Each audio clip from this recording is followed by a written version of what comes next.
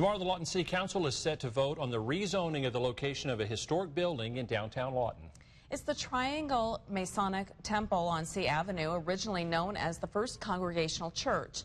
The building, as we see it today, opened its doors back in 1941, but the history of the church goes all the way back to 1901.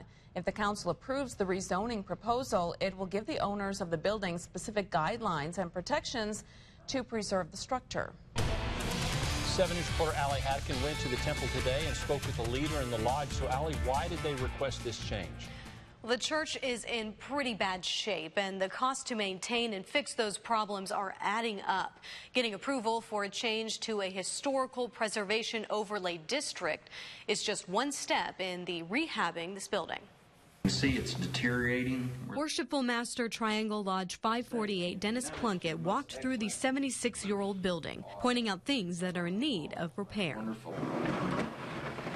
The plumbing is from the 30s. The gas lines we just had replaced, they were also from the 20s and 30s. The roof is, I guess, 40 years old and needs to be replaced as well. Plunkett says this building, inside and outside, has too much history to let it deteriorate. That it is the last building in downtown Lawton of original structure.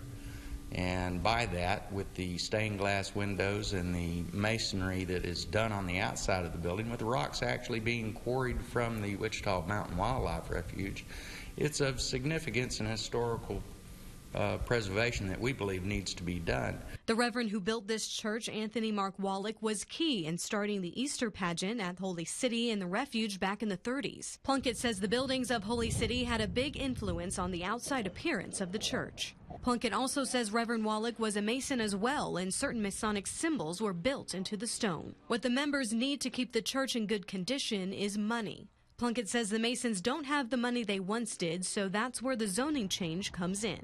So if we get this zoned as a historical building and get it on the National Registry, it would be one step closer to being able to get the grants to preserve the building. Plunkett says they are hoping for a future where the public can truly see how beautiful the building is. All of that's in the works. We've got to get things fixed first. In the meantime, the lodge has set up a GoFundMe account to help them raise money to pay for the plumbing and a new roof. They are hoping to raise $50,000 for both of those projects. You can find that link on this story on our website at kswo.com.